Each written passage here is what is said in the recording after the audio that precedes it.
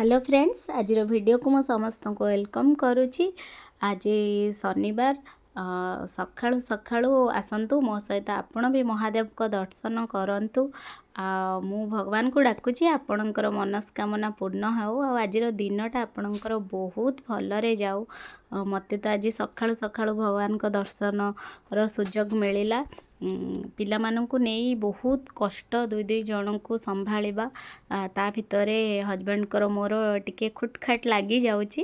तो एमती काली राति रे हेतिला। तो आज सकाळु सकाळु मु कहली मंदिर जिबा आउ से मते मना करि पारलेनी नेकी आसिले। जा हो मु मंदिर आसिली। ए मंदिरटा तैयारी होउथिला बहुत आगरु तैयारी हेबा ठारू मोते इच्छा थिला बहुत ए मंदिर को आसीबा पई, किंतु मु केबे सुजोग पाई नथिली आसीबा को। जा हो बहुत वर्ष पर मंदिर आसिला बहुत शांति लगिला। जगाटा देखि पारथिबे केते बढ़िया जगह, बहुत भल लगिला। मंदिर बोलिलु जेहेतु शनिवार आउ शनिवार दिन आम घरे पियाज रसुण माने मु खाएनी।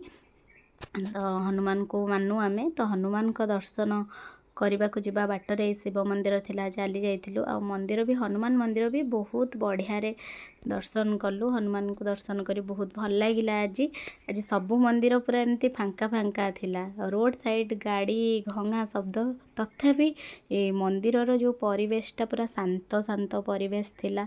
किछि बोधे फंक्शन हबार अच्छी से चारिपट जो गार्डन गुड़ा केते सुंदर परिष्कार करिकी ये लोक मैंने काम करथिले परिष्कार करुथिले। बहुत भल लगिला।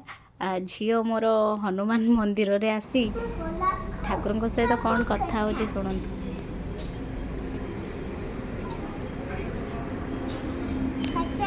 बात करो।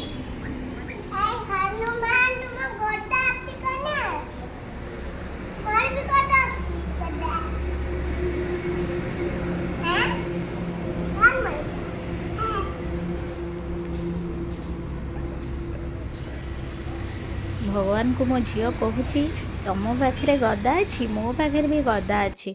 तमें सब कला खाइल फूल खाऊच मत खाली पत्र दौच खाइबा को। कहीं मो झील को टिके धंडा खुआई देती से लगी से एमती ठाकुर को कहूला। जहाँ हो सेठू आम चली आसलु बिना पियाज रसुण जो तृप्ति होटेल अच्छी पानी कोइली रे। तो से चली आसलु। सेठी आसला आम डोसा खाइलु। तीन जन मिसे डोसा खाइलु। झील को भी आइसक्रीम खुआइलु। घरे सकाळठू नेकी राति जाए बहुत सारा काम रही थाए। आओ से सब को मते एका ही करबा को पड़े कारण हजबैंड काम रे पलांती आ घरे मु एका। तो सब किछि काम मते एका करबा को पड़े। सेथि पई मु डेली डेली आ वीडियो बनै पारुनी। एते दुई दुई जन को नेकी झियो को टाइम रे स्कूल पठेबा, ताको मॉर्निंग रो उठेबा, ब्रश करेबा, रेडी करेबा, ताको खुएकी छाड़ेला बेलू मते पुओर खाइबा टाइम भी लेट हो जाउची। तो सेथिपाई मो वीडियो भी बनै पारुनी। किंतु आउ दुष्टामी भी सेमानंकर बढ़ी जाइची बहुत दुष्टामी। एठी पका एटा ढाली दे सेटा ढाली दे दुष्टामी भी सेमानंकर डेली डेली जेते बड़ होउचंती सेमानंकर दुष्टामी सेते बढ़ी जाउची। आउ एक कथा आपण काहाकू कहि भी पारिबेनी कि पिला माने एमती करचंती सेमती करचंती। कारण जदि जाहाकू कहिबे से माने कहिबे कि जेमती एठी से माने ढाली देइचंती सेरेलाक्स। तो मु जदि काहा सहित कहिबे भी से माने भूलटा मोर ही धरिबे। काहेकि मु ए जिंसटा को तळे रखिथिली मु तळे रखिथिली बोली ही पिला नष्ट कले। मु जदि ऊपर रखि थांती ताले पिला नष्ट करि न थांते। तो एमती बहुत किछि सुनिबा को पड़िबो। तो सेथि पई काहा सहित किछि शेयर करबा को भी इच्छा हुएनी।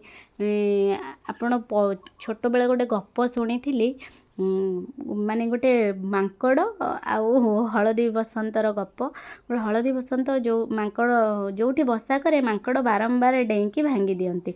बट सेटा जानी शुणी थिला। किंतु एबे मो पिला माने जेहेतु छोट से माने अजाणतरे करूचंती। से माने जानी पारनांती तांको दुष्टामीटा तांको एटा तांको पिल्लाळियामी तांको खेलिबाको एमती दुष्टामी करिया भल लागुची। किंतु जेतेबेले तार विचार हैला माने हलदी बसंत आ मांकड़ तो सेठी विचारपति जहाँ भी हो मांकड़ जेतेबेले प्रलोभन देखैथिला सेतेबेले कहिथिले कि अरे मांकड़ जो डाल रे डेउंची सेई डाल रे काहेकि हलदी बसंत बसा करूची। तो एमती भी लोक माने उत्तर दियंती।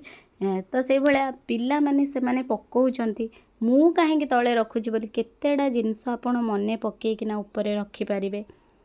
କେତେଟା ଜିନିଷ ଘରେ ତ ଗୋଟେ କାମ ହିଁ ନଥାଏ, ବହୁତ ସାରା କାମ ଘରେ ଥାଏ।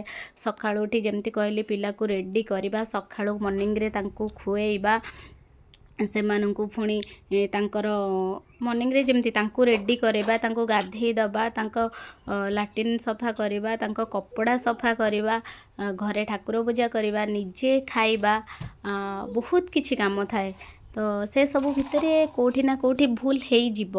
ଆପଣ ଜମା ବି ମିସ୍ ପରଫେକ୍ଟ କି ମିସେସ୍ ପରଫେକ୍ଟ ହେଇପାରିବେନି, କେଉଁଠି ନା କେଉଁଠି ଟିକେ ନା ଟିକେ ଭୁଲ ହେଇଯିବ। କିନ୍ତୁ ଏ କଥା ଆପଣ କାହା ସହିତ ଏତେ କଷ୍ଟ ଆପଣଙ୍କୁ ଝେଲିବାକୁ ପଡ଼ୁଛି ବୋଲି ଆପଣ ଏଇଟା କାହା ସହିତ କଥା ବି ହେଇପାରିବେନି, କାରଣ ଆପଣଙ୍କୁ ହିଁ ଶୁଣିବାକୁ ପଡ଼ିବ, ଦୋଷ ଆପଣଙ୍କୁ ଦେଇଦେବେ। ସବୁ ପରିଶ୍ରମ କଷ୍ଟ ପରେ ଆପଣ କାହାକୁ ମନ କଥା କହିକି ବଦଳରେ ପଦେ ଭଲ କଥା ଶୁଣି ଜମା ବି ଖୁସି ହେଇପାରିବେନି। ତ ଏମିତି ଲାଇଫ୍ଟା ମୋର କଟୁଛି। ମୁଁ ଦିନମାନ କ'ଣ କରୁଛି କ'ଣ ନାହିଁ କାହା ସହିତ ସେୟାର ବି କରିପାରିବେନି।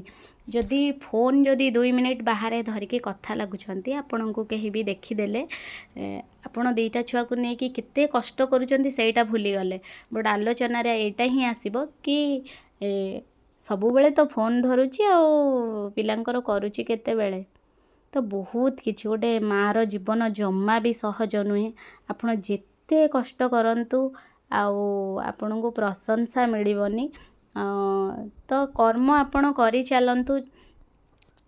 ମୋ କଥା ମୁଁ କହୁଛି, ମୁଁ ମୋ କର୍ମ କରି ଚାଲୁଛି। ଆଉ ପ୍ରମାଣ ଦେବାକୁ ନୁହେଁ, ଭିଡ଼ିଓ ବନାଉନଥିଲି ସମୟ ଅଭାବରୁ। ଏବେ ପୁଣି କିଛି ଜିନିଷ ପ୍ରମାଣ ଦେବାକୁ ପଡ଼େ, ଆପଣ କ'ଣ କରୁଛନ୍ତି କ'ଣ ନାହିଁ ପ୍ରମାଣ ଦେବାକୁ ପଡ଼େ। ପ୍ରମାଣ ଦେଲେ ହିଁ କିଛି ସମସ୍ତେ ବୁଝିଯିବେ ଏମିତି ନୁହେଁ। ଯେତେ ପ୍ରମାଣ ଦେଲେ ବି ସମସ୍ତେ ବୁଝିବେନି, ଯେ କହିବା ଲୋକ ସେମାନେ କହିବେ। ଏମିତିକି ଆପଣ ଯଦି କେଉଁଠି ବସି ଯାଉଛନ୍ତି ସେଠି ବି କହିବେ, ତ ଏଠି ବସିକି ରହୁଛି ତ କାମ କେତେବେଳେ ହେଇ ଏ କାମ କରୁନି ସେ କାମ କରୁନି, ଖାଲି ତ ବସିକି ସମୟ ଗୁଡ଼ା ଇଏ କରୁଛି। ତ ବହୁତ କିଛି ଶୁଣିବାକୁ ପଡ଼େ ମାଆମାନଙ୍କୁ। ତା ଭିତରେ ଯାହା ହଉ ଗୋଟେ କଥା ମୁଁ କହିବି, 2ଟା ପିଲାଙ୍କୁ ନେଇକି ପାଳିବା ସମ୍ଭାଳିବା ବହୁତ କଷ୍ଟ, କିନ୍ତୁ ଅସମ୍ଭବ ନୁହେଁ।